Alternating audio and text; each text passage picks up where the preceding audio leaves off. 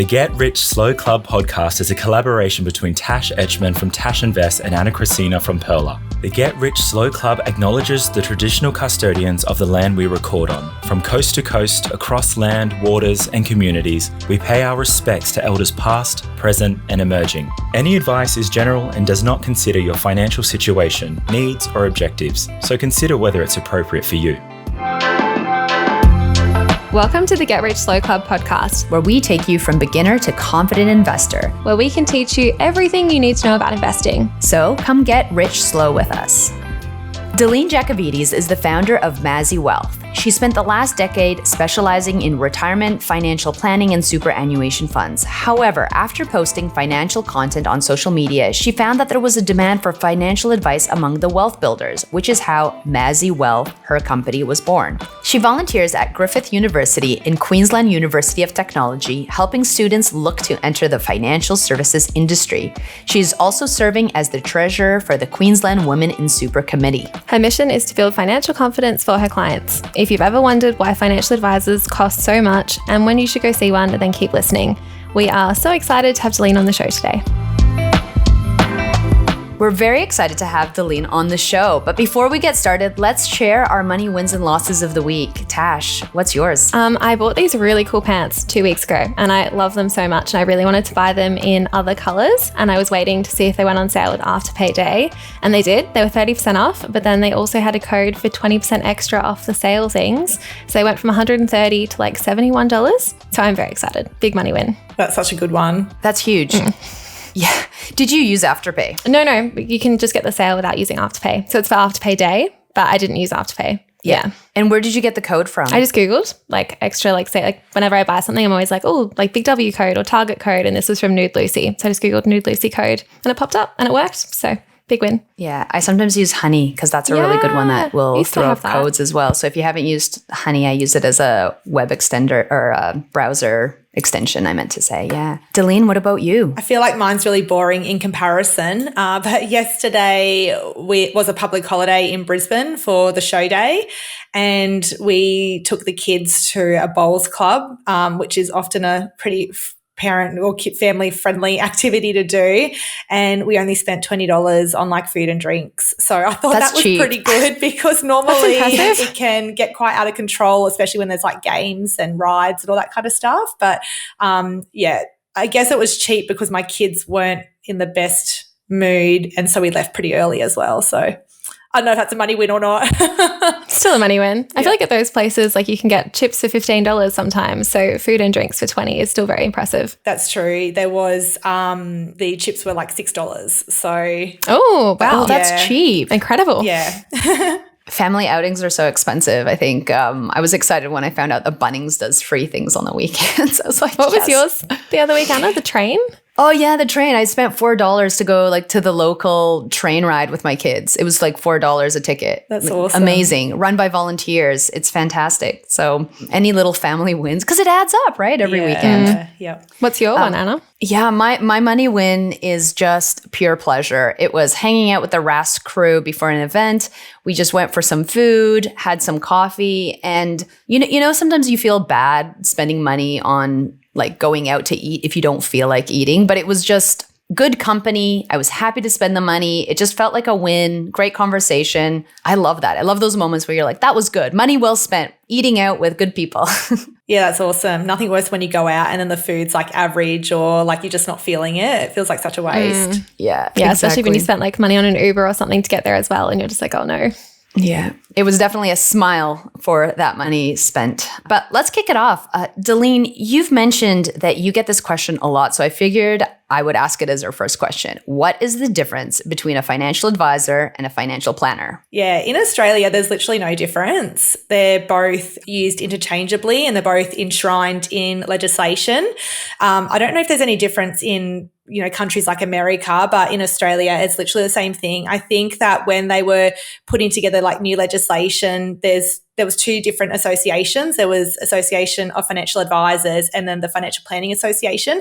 And I think they just couldn't agree on what the main term was going to be. So they just decided to enshrine both in law, but there's literally no difference. And what's your preferred term? I use both as well, so I don't have a preference. Both come out of my mouth naturally. And the difference between a financial counselor and a financial coach? Yeah. What's that?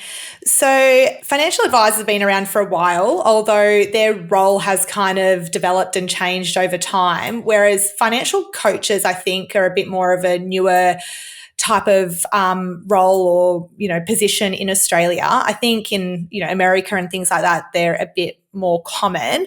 But essentially a key difference between them is that financial advisors can give strategic and product financial advice. So the way we do that is we sit down with a client and help work out what their goals are, whether they're financial or non-financial or lifestyle goals, because even if you're talking about lifestyle goals, you often still need money to be able to make those goals a reality. So we work out the goals and then we give advice around things like cash flow and budgeting, investing, debt management, risk management like insurances, superannuation and retirement planning, estate planning. So it can be quite comprehensive. Whereas a financial coach, they can't give any sort of product or strategy advice. So they can't say to somebody that they should go salary sacrifice into super or invest in XYZ ETF. So they can't give that sort of advice. And their focus is really on education and empowerment and helping keep their clients accountable more around the budgeting and savings type of advice. What are your typical clients who come and see you for financial plan? Do you have a typical client or a typical age? Yeah, so I've been an advisor for about 10 years now, and up until the last couple of years, I had worked in businesses that really focused on retirement advice and high net wealth clients. That is more the traditional space, and it's because I guess financial advice costs so much to get. So those are the people that can typically afford to have a financial advisor. But about 3 years ago, I did start my Instagram account, started posting some financial content and started getting a lot of people asking me like, how can I work with you? But they didn't really suit those business models. So that's how I started my business, Mazi Wealth. And so typically my clients are in their 30s and 40s, and a lot of them are time poor families, and they've got busy lives with their occupations. A lot of them are professional type occupations. But yeah, when they get to the end of the evening, they just don't have time to be thinking about their money and their finances. So a lot of my clients are looking for strategic advice to kind of set up all their foundations. And they just want low maintenance, like low cost type of investments. They just want to be told where to put their money, like how to split their money up into different buckets to help them achieve all their goals, which could be around education funding, growing their family, upgrading home, renovating, buying other investments like property or ETFs and things like that.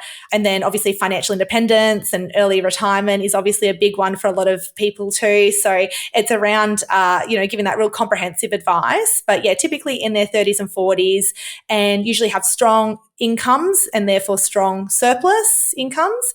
That's typically the clients I'm looking after the last few years now. Mm-hmm. What kind of triggers people to go and see a financial advisor, or what things could you kind of have sorted before you go and see one? Yeah, I think there can be a lot of different types of triggers. So a big one that happens is what I call the 3Ds, which is not nice, but it's death, divorce, and disability. So often that can be a trigger for people to come get advice. They get a windfall of some sort or a lump sum of money. So like it might be an inheritance or a financial separation, settlement or disability payout. And they want advice on what to do with that money, as to whether they pay off debt, invest it, buy property, whatever that is. But there could be other reasons people get a lump sum payout. It could be around like a redundancy as well, or it could be common for people to seek advice at retirement, as I mentioned earlier. And also if they're like exiting a business, that could be another common reason. But I think these days it is becoming more common for people to seek advice when they want help setting up their foundations, and particularly when people are looking to start a family or have already got a family, because they're now realizing like it's not just them that they're having to look after, that they've got dependents. So that's when they're really like wanting to make sure that they've got everything structured correctly. They've got got a plan B in place in terms of personal insurances and protection, estate planning's in order, and then just making sure that they're like investing in the right way so that they're not building up big portfolios that are potentially structured incorrectly, and then it ends up costing a lot of money to like unwind it and to set it up in the more tax effective manner. So I think that is becoming a more common trigger as well for people to start seeking advice at a younger age rather than just waiting till retirement. Yeah, it's really interesting about how it costs so much to go back and set it up properly. Like I know a lot of people don't seek advice because it is quite expensive. So it's kind of like the optimal time to seek advice. With the like considering it might be up to $8,000, but also you don't want to set up your future too wrong where you have to go and change it later on. Yeah, 100%. When is like the optimal time, I guess, to kind of make that trade-off, I guess, between the cost and maybe the benefit? Well, I definitely think people need to have their like some financial security behind them. So already having an emergency fund, ideally out of consumer debt, like they would be great starting points. Often people will have already bought their first home and are now looking to go where's next? What do I do next?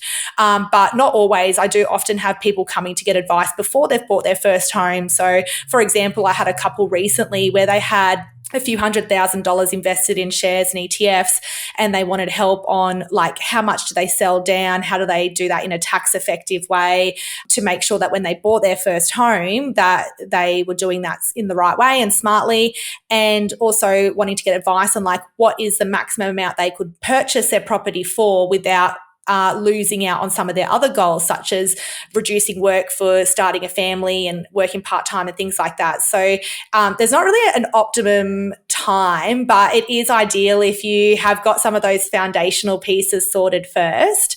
And I think it's kind of a bit like if you were to see a personal trainer or a nutritionist, like you could benefit from seeing them at any point in your life. So it's just around whether like you're ready to spend the money to be able to seek the rewards, I guess. Mm-hmm. And then when you get to that point, you feel ready, you're going to go find a financial advisor. How do you find one? Yeah, there's a few different ways that you can do this. I think a good way is asking your friends as a starting point if any of them have a financial advisor, because often you'll be in the same sort of life stage. So you'll be able to find an advisor that's been able to help someone similar to you. A lot of people do ask their family, but the risk with that is I have had a number of clients come and find me because they've had an advisor in the past, but it was their parents' advisor, and maybe their parents' advisor has been more focused on retirement planning and, managing the drawdown of assets rather than accumulating assets, which is very different strategies and very different conversations to be having.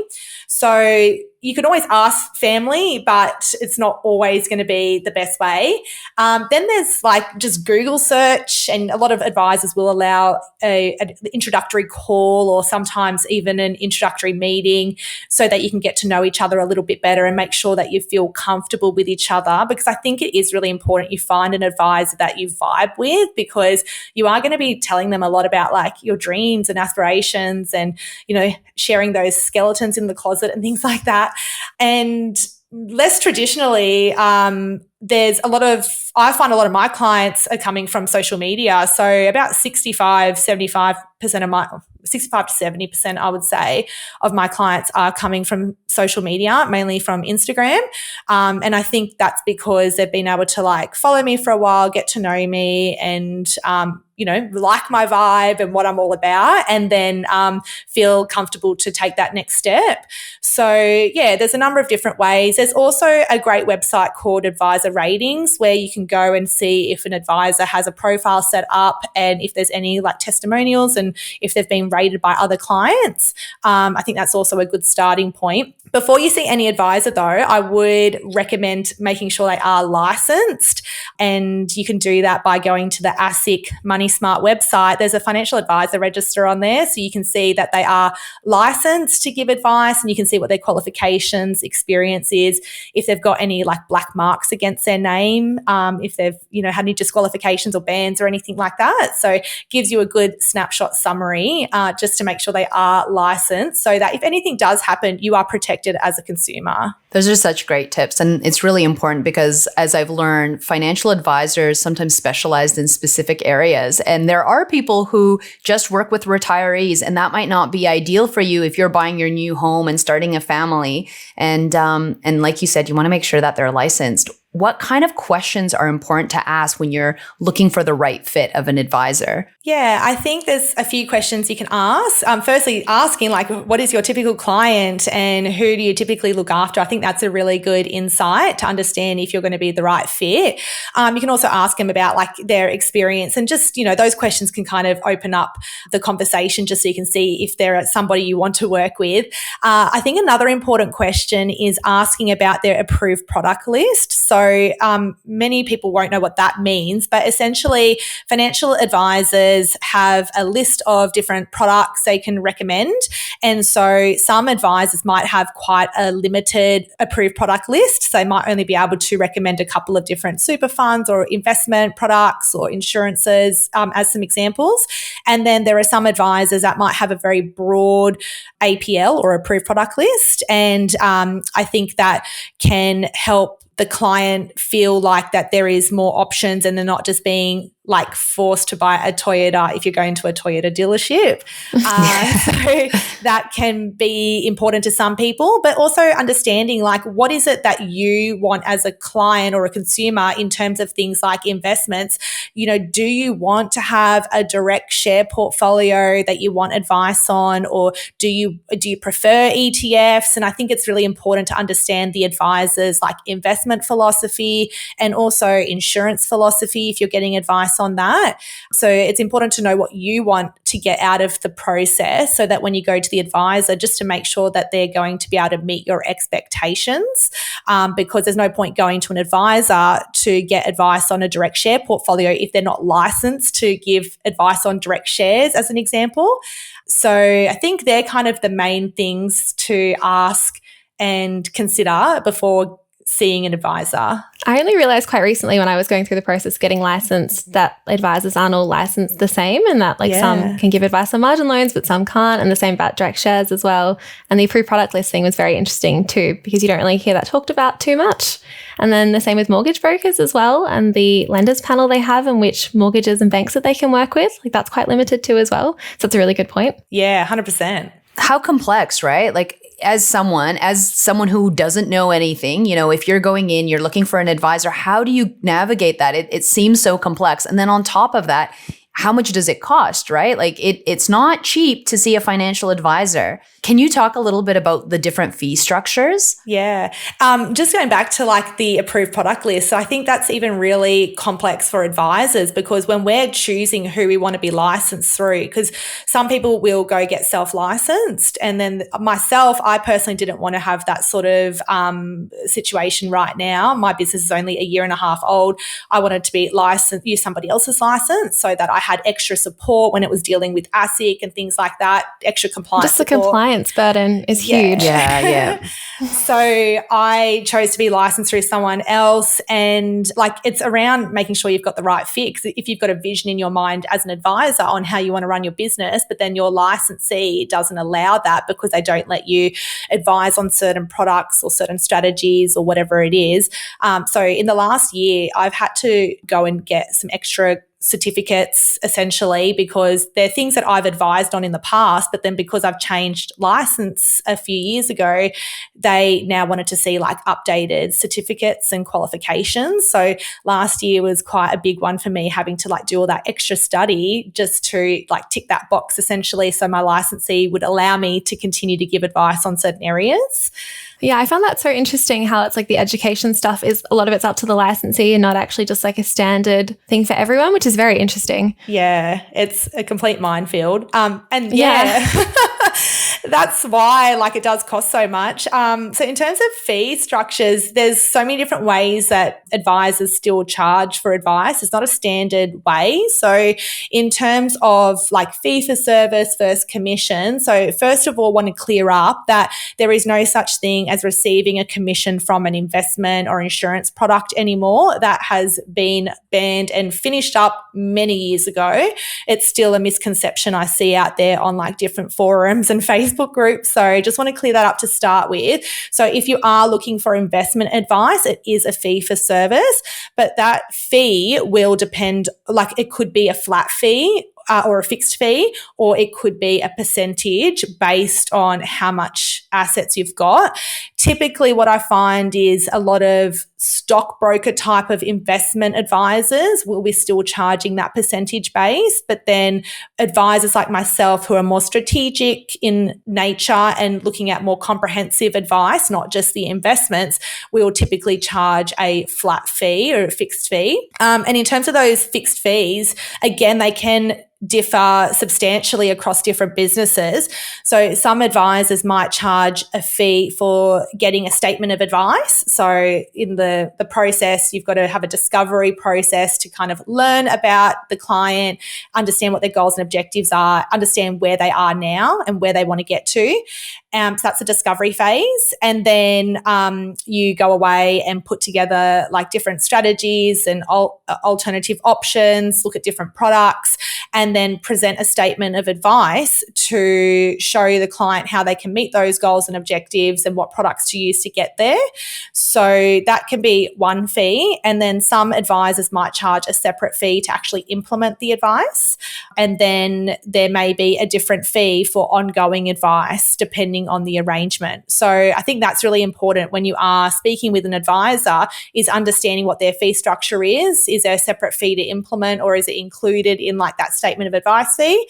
Some advisors will just put you straight onto an ongoing fee from day one, and that's a monthly fee, whereas other advisors will charge for like the initial phase, and then if you want to go on an ongoing arrangement, you can pay a monthly fee after that. And what that covers is like an annual review as a minimum to check that you're still on track for that initial plan, or if there has been any changes to your goals and circumstances or any changes to legislation, that the advice is updated accordingly. Also takes into account like any sort of contact you might have throughout the year with the advisor. So if you've got questions or concerns, you can usually call the advisor, and that's inclusive in that kind of ongoing fee. So that's a little bit about like the investment advice and then strategy type of advice. And then just to touch on insurances, a lot of advisors still do receive a commission for insurances, which is understandable because nobody wants to actually like pay a fee for insurance and then to get the advice and then have to pay premiums on top of that. So advisors often still receive a commission for insurance advice too. What is the ballpark that you could be expected to pay? Like I want to go see a financial advisor, it's my first one, I just want to like one off, what could I expect to pay? Yeah, so Advisor Ratings does do some research every year to ask different advisors, like, what are you charging, to kind of get an idea. And so the median at the moment is about $4,000. In my opinion, $4,000 would be considered more like scaled advice or scoped advice. If you're looking for more comprehensive advice, you're probably above that $4,000. Can you just explain what scaled and scoped advice is? Yeah, so scaled or scoped advice is where you're maybe looking on advice on a couple of areas rather than everything on your situation. Comprehensive advice would be covering like almost everything in your situation. So it could be covering like tax strategies and entity structures, estate planning, your super and non-super investments. It could be around whether you buy an investment property, which is not actually a financial product, but you still might need strategic advice around that. You know, debt management strategies, like it could cover a whole range of things. Whereas if you're getting like scoped advice, you might just be wanting advice on your insurance and super only, or like just setting up your first investment portfolio or something like that. So that's kind of the difference. So if you are looking for that more comprehensive advice, you're probably over that median value of $4,000. And it really does depend on, the complexity of your situation. If you're a single or a couple, because like I know I personally have different pricing for singles and couples, because I don't think it's fair that a single person has to pay the same amount as a couple. We've only got one super fund or one investment portfolio to look after, not, two.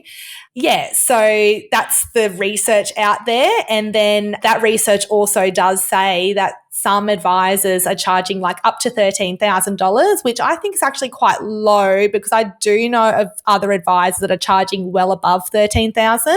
But there's also a lot of advisors like myself that are, much less than 13,000. So it's just around finding an advisor that, matches your needs and gives advice on what you are looking for. I guess that fee can get quite high as well if it's a percentage-based fee for those retirees who have millions of dollars in investments, for example. Yeah, 100%. I've seen much higher than 13,000 in the past. Yeah, crazy. Or it can be really expensive for someone who's starting out, right, and just wants to get their kind of life set up, and want to make sure that they do it in the right way.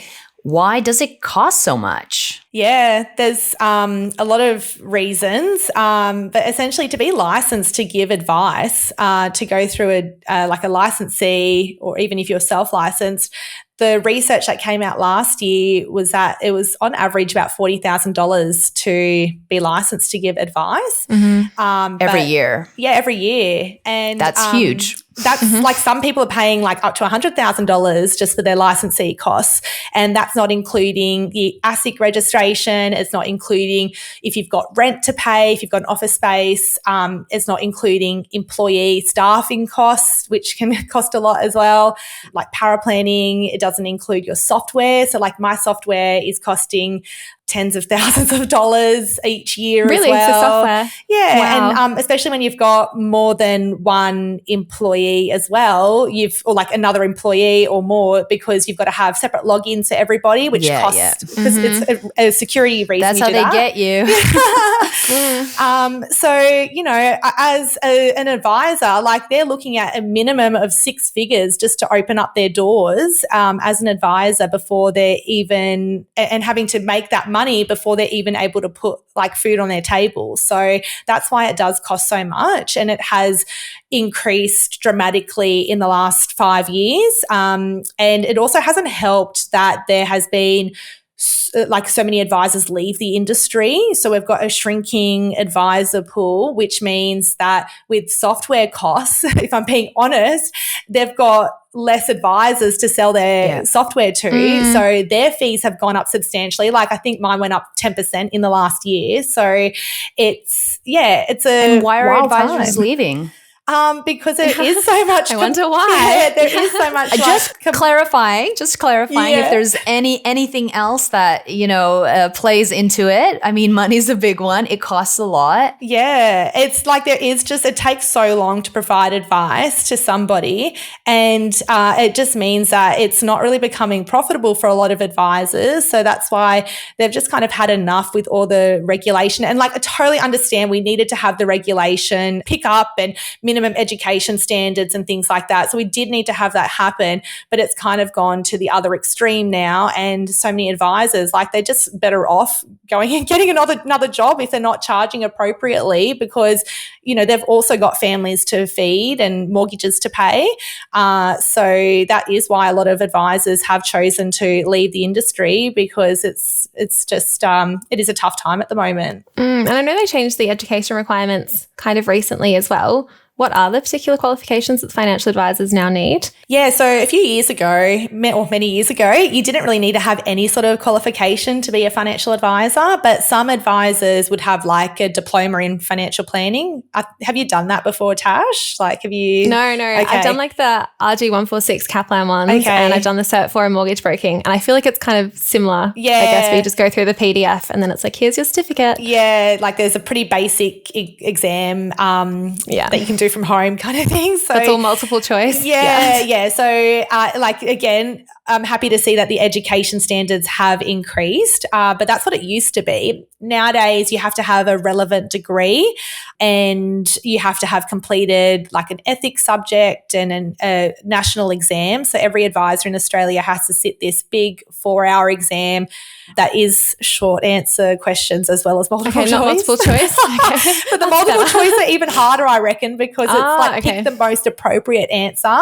And I was reading an article the other day where Noel Noel Whittaker made a comment where he was saying that one of the questions is like, it might have been, what is the most risky asset class? And in his opinion, cash is, because it's going backwards in terms of real dollars with inflation.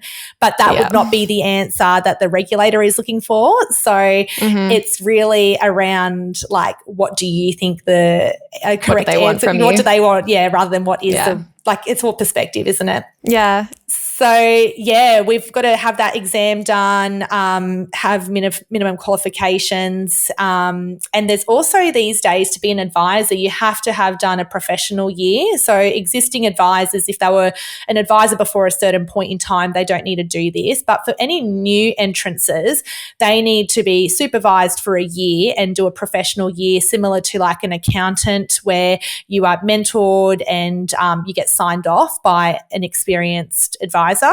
And there's different steps you need to take in, and minimum hours you need to work in that professional year before you can get signed off. So there is a lot more steps these days.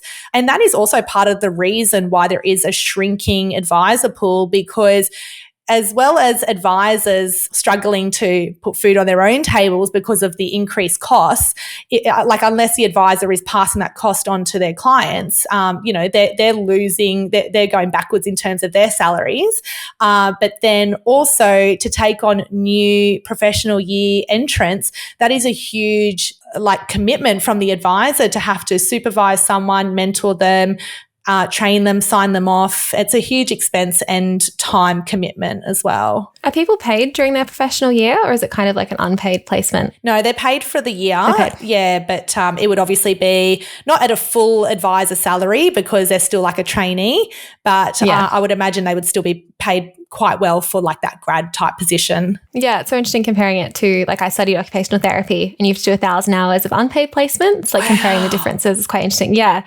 And it's like tacked on to the end of your degree. Unpaid work. Yeah. It's a whole other big discussion because it really limits the people who can study those degrees. So it's good that financial advisors are getting paid for that year. Yeah, so you have to have a degree before you get to that point, but at least once they are doing those hours, they are getting paid for that. Yeah. It's a really complex system and there's no like easy solution, but do you have any ideas on how the industry can kind of be improved and how advice can be more accessible maybe? Yeah, there's the quality of advice review that's out at the moment, and there's a number of suggestions or recommendations that have come out of that. So one of them is around allowing superannuation funds, for example, to be able to provide more comprehensive advice and to be able to charge from the membership fee to cover the advisor salaries to do that. It kind of feels like we're going back in time because that was happening before the Royal Commission, and that's why a lot of banks had closed and sold down their wealth arms and their financial planning arms. It kind of feels like we're going back that way, and in a way it feels like it's going to be a bit more complex, that system, because they're now saying there'll be like two types of advisors. There will be the advisors like myself who are already fully qualified and licensed a particular way, but then there'll be another type of advisor who can give like more scoped advice. Like I can still do scoped advice, but it just doesn't make as much financial sense for me to do that because of my costs. So there is that suggestion. There's also been a suggestion around removing statements of advice. I'm not sure whether that's going to make a huge difference because you still have to have recorded in your like file notes and your system that you've done all the work that leads up to producing a statement of advice. So you still have to show that you've looked at the alternatives and compared different products and, done all these different things. So if you've done all that, like, why wouldn't you just give it to the client? So, so I'm not sure that's going to actually solve anything, but I am curious to see how this works. Yeah. Like, I don't know what the answer is, to be honest, but it's very complex. Yeah. What would you like to see? Like, do you have an idea of what you would like to see? Well, I mean, when you go to see a doctor, like you see a doctor or a GP, they're not giving you a letter every time, they might just see you for a meeting, an appointment, and then give you a recommendation and then record a file note. By the way, like our file notes, they take me like 30 to 60 minutes after I've finished a meeting. Like it's not a quick, 5-minute thing. It's not something I can just do like while I'm talking to a client. So it does still take a lot of time even afterwards to wrap up a meeting. So yeah, I would like to see, I guess, just like the costs come down in general. I just don't know how we're going to get there. That's really interesting, the comparison with the doctor, actually, because there's kind of the responsibility on the person to like tell the doctor everything they need to tell them and then take that advice and go away. But with advisors, it's like the responsibility is put on the advisor to know everything and make sure they're not kind of being misleading, I guess, which is great. But it's interesting how like you can go see a doctor and it's fine. With a financial advisor, you need to go through the whole process. I think there needs to be somewhere in between. Yeah, because like sometimes when I go see a doctor, I think, well, I didn't know to ask that question. I didn't know that they needed to know that information. So I think it needs to be somewhere in between, that the advisor does need to ask the right questions, but do we need to know like every little detail? Not sure. And then there's the level of like, if you're not at the spot where you can pay for a financial advisor, where do you get your financial literacy? Where do you learn about what questions to ask? Like you said, I didn't know to ask that question at the doctor. I didn't know to ask that question at the financial advisor, because if you don't have that level of financial literacy, and what is the in between, right? And that's why I love things like podcasts, like this one, for example.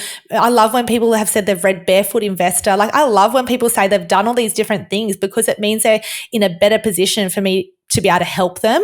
So like many years ago, I would spend the time with people to like educate them and spend the time and go through the like basics. But these days, like I just can't afford to do that. So I really need somebody to come to me with a basic level of financial literacy before I can help them, because it already takes me like minimum 20 hours just to like put together a statement of advice and help someone implement it.